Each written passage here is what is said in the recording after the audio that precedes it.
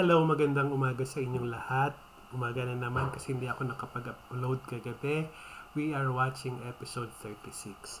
Kung mapapansin ninyo, nakapanginaw na naman ako kasi andito na naman ako sa Norte dahil bumoto ako over the week. Kahapon. Kahapon. Tingnan naman ninyo yung kuko ko.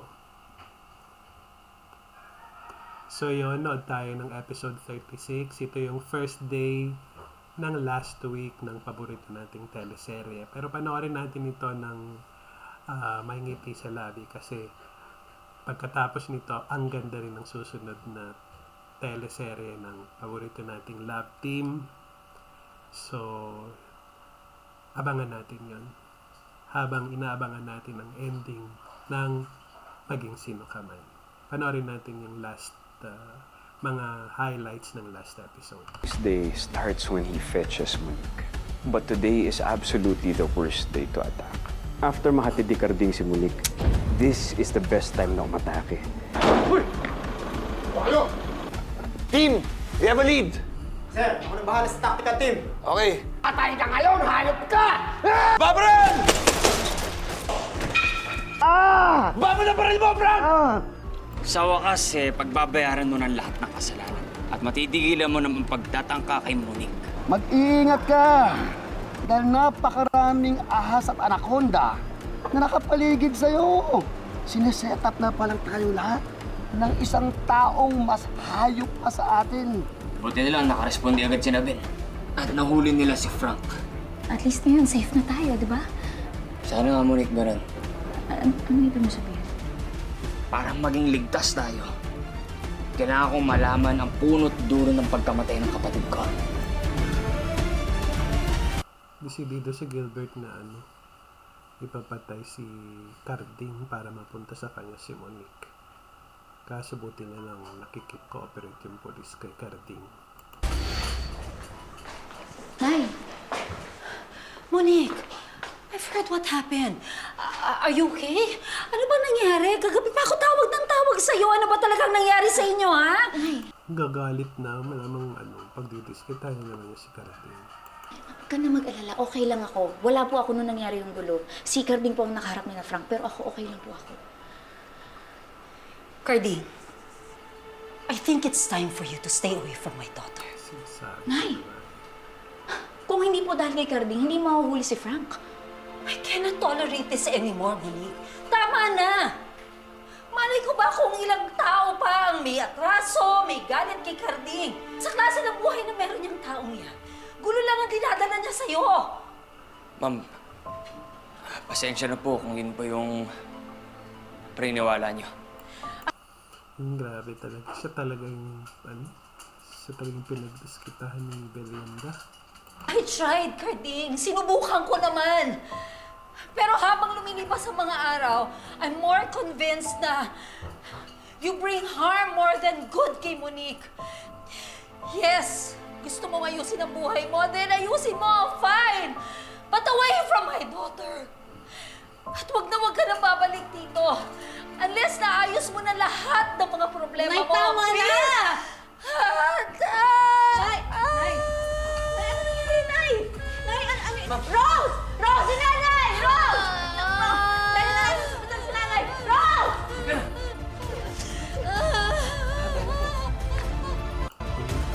Yung tayo, may pang-emotional blackmail pa na cancer. Paano ka lalaban dyan kay Xeno? Wala kang laban. Monique, kape.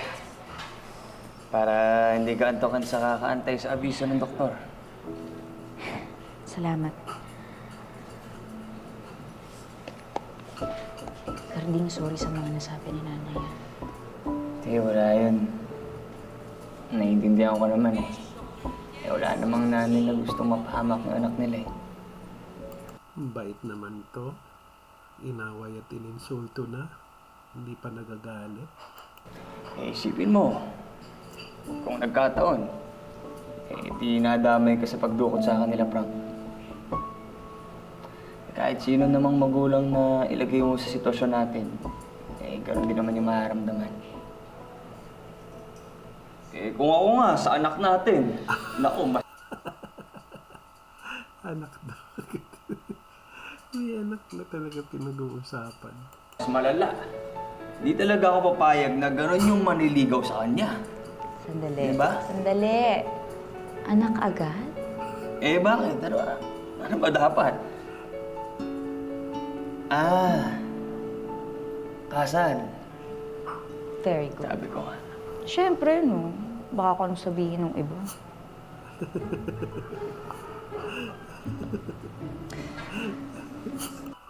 May eksena rin yung doggy-doggy na. Mamaya na tayo bababa. Nagayaya na yung doggy namin na mag-iwalk ko na daw siya. Pero tapusin muna natin to. Monique, gusto ko lang sabihin sa'yo na lahat gagawin ko para mapatunayan ko sa mundo na karapat dapat ako para sa'yo. So, huwag ka rin mag-aalala. Kasi lahat gagawin ko para maprotektahan ka. At yung isang dosena nating anak. Isang dosena? Oo, bakit? Hirap naman yata, no? Kayang-kaya mo yun eh. Gusto ko nga sana kung tatanungin mo ako, 2 dosena. Eh, hindi kita... 2 dosena. Ang dami. Parang ginawang baboy. Dose-dosena yung inaanak. Tinanong, pang ano kay... Parang dali-dali, ah. Kasi kung iisipin mo, mas maganda talaga kapag 2 dosena. Ako na mag-aalaga sa kanila eh. Magkape ka, nakabahan ka. Kape ka. Kaya natin yun. Pasensya na, boss. Akala ko Parang wala na sa script yung klase ng takbo ng pag-uusap nila. Parang mga ad-lib na. Tinik yung mga bata ni Boss Frank. Wala rin palang binatbat. Alam mo, hindi ako doon naiinis eh. Saan? It's Belinda. Lumalala ang sakit niya. And anytime, she's about to die. And when that happens, mapupunta kay Monique lahat ng kayamanan niya. Tapos ihahalo mo pa tong si Carding na may lahing demonyo yata. Si Carding pa talagang may lahing demonyo eh. Siya yung ugaling satanas. Kahit anong pagtatangka, hindi mamatay-matay. Laging palpak. So ano, hahayaan mo na lang na makuha ni Monique lahat ng yaman ni Belinda? Yaman ha, na pinaghirapan niyo ng tatay mo. Sulsuleran pala talaga tong Rose nito. Ang galing manulsul eh. Of course not. Hindi ko hahayaan na makuha ni Monique lahat ng pinaghirapan ng tatay ko. Monique will go to me. Lalo na ngayon that Carding is about to hate her. Kamumuhian siya ni Carding. At sisirain ko sila.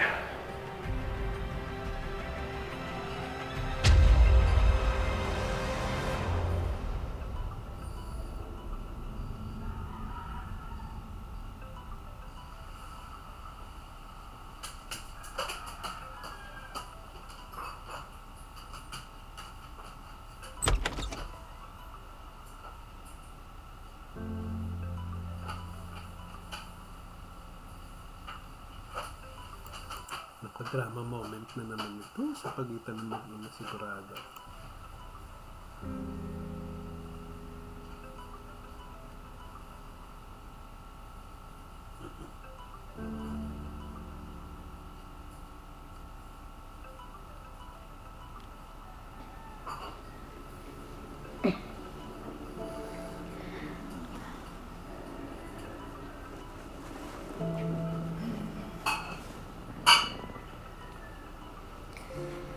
Nakausap ko na po yung doktor.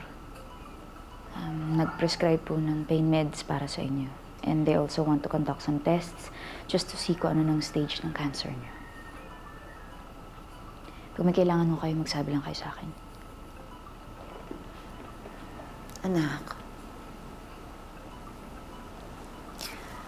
galit ka ba sa akin? Hindi. Hindi siya galit. Saya-saya niya sa'yo.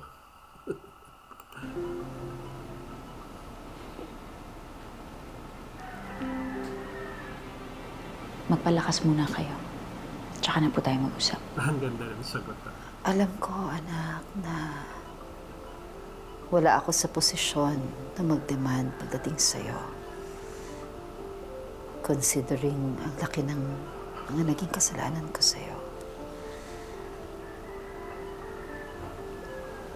Nung iniwan ko kayo ng tatay mo, I should be happy dahil binigyan mo pa ako ng isa pang pagkakataon. Kahit papaano, naging ayos tayo. Mag-ina. Bago man lang ako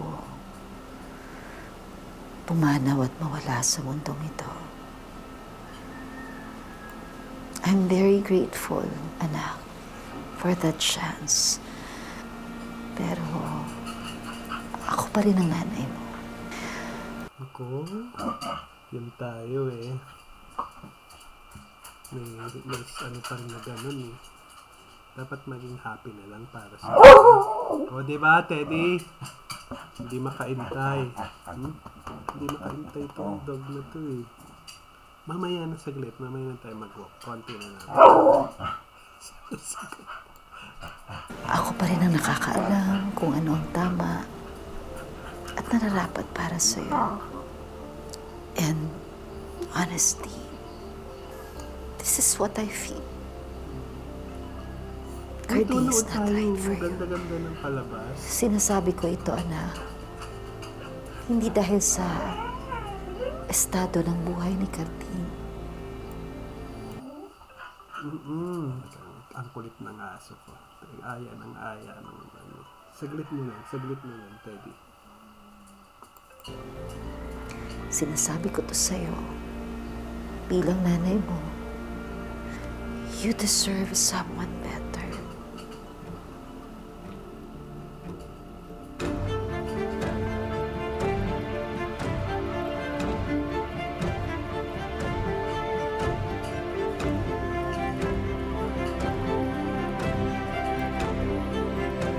Bad trip siya. Si Monique sa mga narinig mo. Hindi siya naiyak. Hindi siya naiyak sa drama ng nanay niya kasi nakakainis.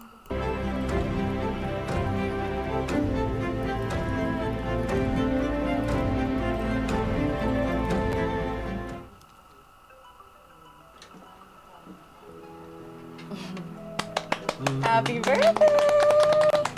Oh, kumain na kayo. Sige na. Aba! Gusto mo ng manok? Ikaw? Talagang nandun na sa loob ng bahay si Tetay. Siya na nag-aalaga sa mga bagets. Palakot ko yan. Manok, oh, favorite niya yan. Kanina nag-request ka yan. Kuya Carding, tara, kain tayo. Hey, ba't ang dami? Ha? Anong meron dito? Hindi niyo po natandaan? Hindi niyo po matandaan yung special na araw ngayon? Lagot! Teka ba? Anong meron? Oh. Ano, di ba?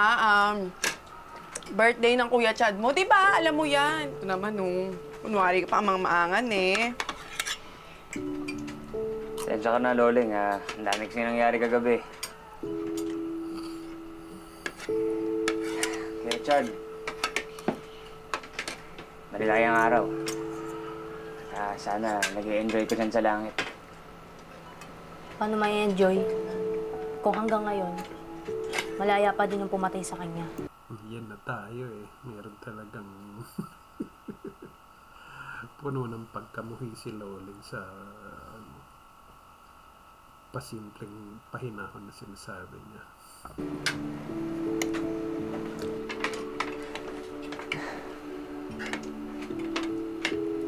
Huwag kang mag-alala, Loling.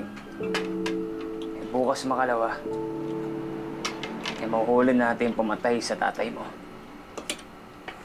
Bibigyan na natin siya ng hustisya. Hindi na ako aasa. Kasi, kapag umasa ka, sasaktan ka lang.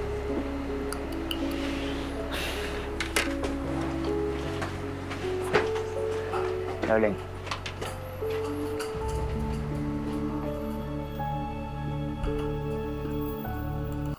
Ganda ng acting ng mga bagets. Oh.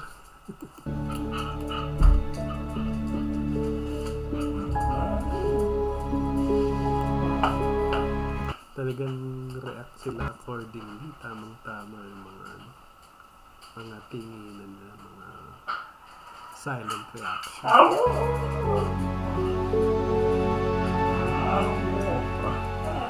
Let me handle this. Ako na bahala. Rose? Ay. Monique. Hinahanap po kayo ni nanay. Nasa inyo daw yung health card niya. Ay! Oo, makikisabay po ako sa inyo. Sure, tara, let's go. Ay! Naku! Ay! Oh! Naku! Napaka-clumsy ko. Okay lang. Okay lang.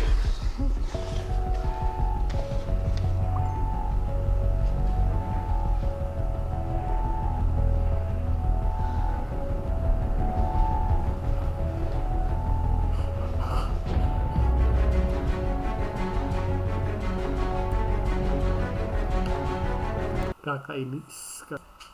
Setup kung setup.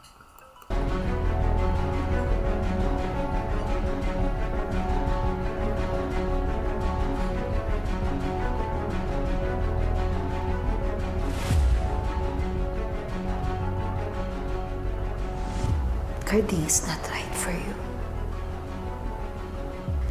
You deserve someone better.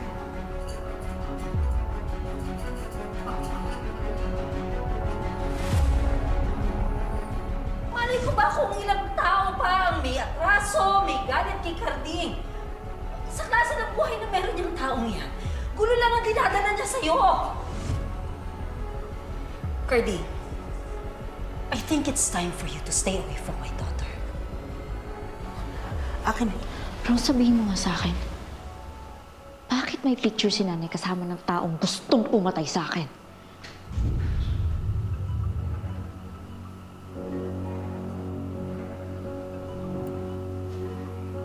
Acting-actingan din si Rose na kunwari walang alam sa pagkaka-setup ng picture. Look, Monique, mabuting tao ang nanay mo. Sagutin mo yung tanong ko, Rose. Bakit sila magkakilala ng taong to? Anong relasyon nila? Rose! Kung sasabihin ko po sa inyo ang totoo, tatalikuran niyo po bang nanay ninyo? Tatalikuran mo ba siya sa panahong kailangan ka niya? Lalo't lumalala na yung sakit niya. Anong sinasabi mo? Monique, mag-ingat po kayo. May mga bagay na dapat kalimutan na. Di na dapat hinahalongkat pa.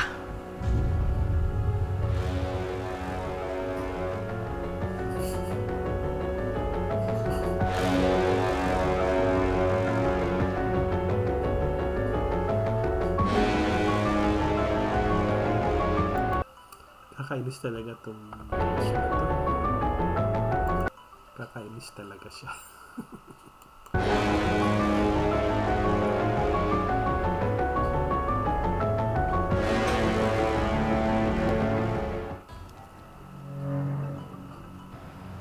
Gusto man kitang tulungan, hindi ko rin alam kung paano.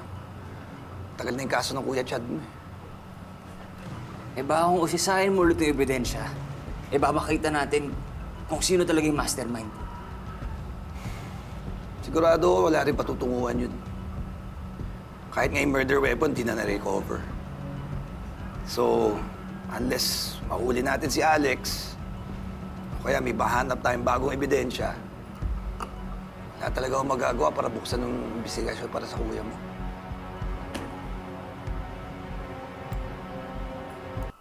dead end na naman ng pag-uusisa niya sa kaso ni kuya niya.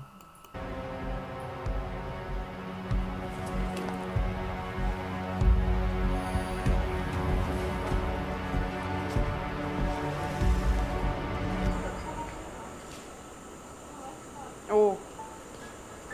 Bakit ka naman nakatunga nga dyan? Mamaya mahipa ka naman sa manghangin. So, okay na po. Eh, ano ba nangyayari sa'yo? Ano iniisip mo? Siguro lalaki, no? Ah? Hindi po. Ay, sus!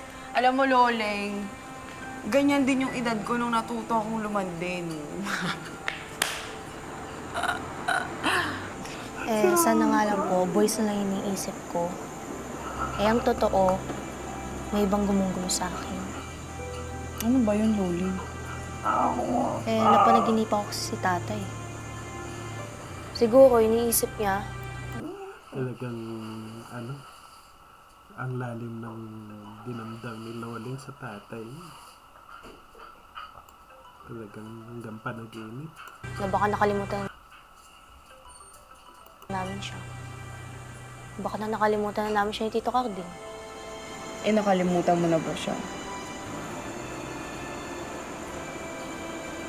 O, hindi naman pala eh. Bakit iniisip mo yun? Tsaka sigurado naman ako na ganun din si Carding. Alam mo, Loleng, naging mabuting tao si Carding dahil sa tatay mo. Naging responsable, natutong mag-alaga at pahalagahan yung mga pamilya na meron siya ngayon.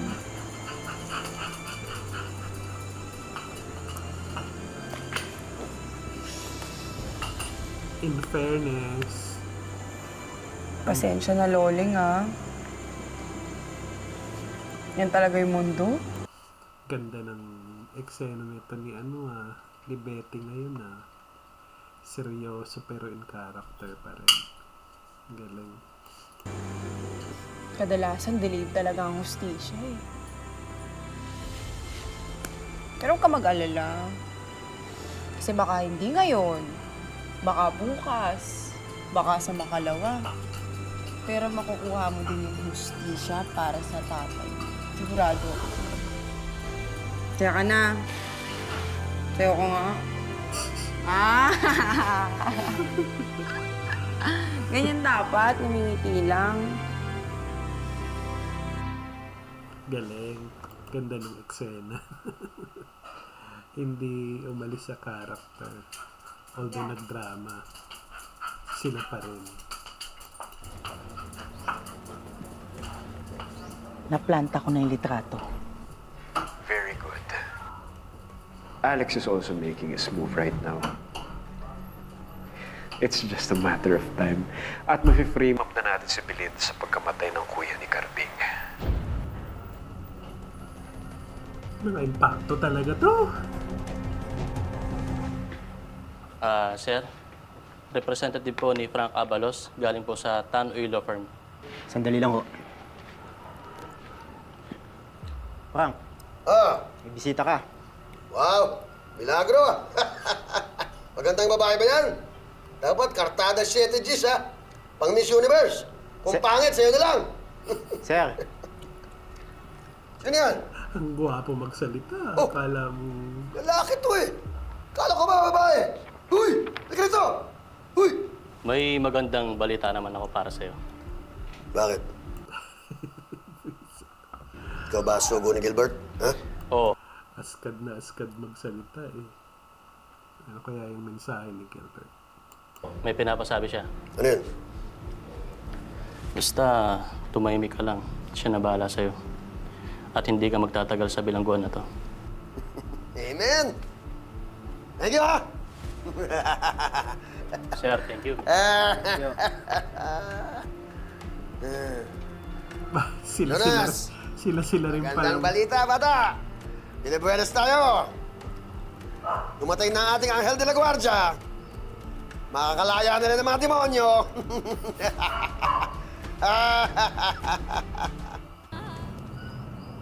Isang buong tropa ng mga kriminal na magkakagrupo. nasa isang selda pala silang lahat. Ha? Si Ma'am Belinda? May kinalaman sa pagpapatay sa kuya ni Carding? Halika nga dito, halika dito. Ang ingay-ingay mo, baka may biglang pumasok eh. Hindi pa ako sure. Pero parang tinago sa akin ni nanay na kilala niya si Alex. Sorry pero kasi, knowing tita, parang wala naman sa itsura niyang magpapatay or pumatay ng tao. I know. Kahit naman ako, ayoko maniwala. Wait lang. Sure ka ba na legit tong picture na to? Alam mo, may kakilala ako. Gusto mo ipacheck natin? Talaga? Yan, tama yan. Oo, sige. Oo, gusto ko yun. Maganda yan para malaman kung peke, baka Photoshop lang yun. Malaking tulong yun. Sana nga peke lang yan kasi kulong-kulo na ako. Paano yan? Anong balak mo? Kasi, gulo to.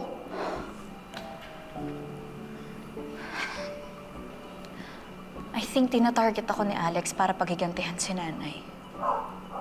But still, may hindi pa rin tama eh. Alam kong hindi ako naging malapit sa nanay ko and for the longest time naging malayo ako sa kanya. But Tetay, I think I'd like to believe that I know her well enough para masabi kong hindi siya masamang tao at lalong hindi siya mamamatay tao. Okay, naiintindihan ko. Pero, what if totoo? Oo nga, paano nga kung totoo? Anong gagawin mo? Pero hindi naman, alam naman natin si Gilbert may pakana lahat nun. Pero yung magiging reaction ng Monique, yun ang tinatanong dito ni Tatay. Anong balak mo? Salamat Sinamahan niyo akong dalawin yung tatay ko. Wala lang yun, Ate Loling. Di ka naman iba. Teka, Ate Loling, looks like your dad has a visitor. Biglang.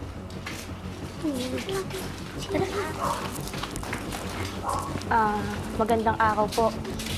Kaibigan po ba kayo ng tatay ko?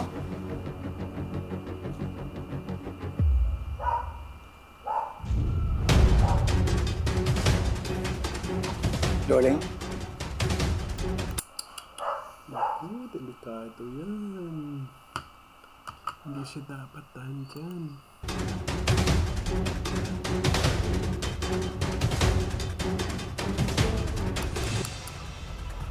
Do you really wanna know the truth? Kuya Carding! Si Ate Loling! May kumuha sa kanya! Ala, dinukot si Loling ni Alex. Alex daw po yung kumuha sa kanya! Gusto ko lang malaman mo na parang nanay na rin ang turing ko kay Belinda. Kaya nung pinapadeposit niya sa akin ang mga funds na ito, hindi ko kinwestiyon. Hanggat sa nakita ko ang pangalan ni Alex Serona. Carding, palayain mo si Loling. Si Alex Serona ang konektado kay Richard Macario. Ang may-ari ng account na to, ang posibleng taong umatay sa kapatid ni Carding. Sinasabi mo ba na si nanay ang nagpapatay kay Kuya Chad?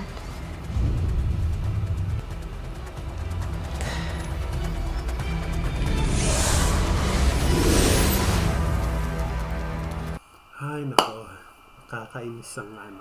Nakakainis yung pagkakasetup. Talagang kukulo dugo mo. That only shows na ang effective ng scripting, ng storytelling kasi nabubwisit tayo. So sigurado exciting na inaakyat tayo yung galit natin inaakyat. So exciting yung magiging ending natin. So wag tayong bibitaw hanggang sa dulo ng paborito nating teleserye. At hanggang dito na lang muna tayo. But before I let you go, please don't fail to subscribe to my YouTube channel. It's called Pan-North TV. Alam mo na yun, hindi pa South, hindi pa East, hindi pa West. Pan-Norte lang po. Yun lang.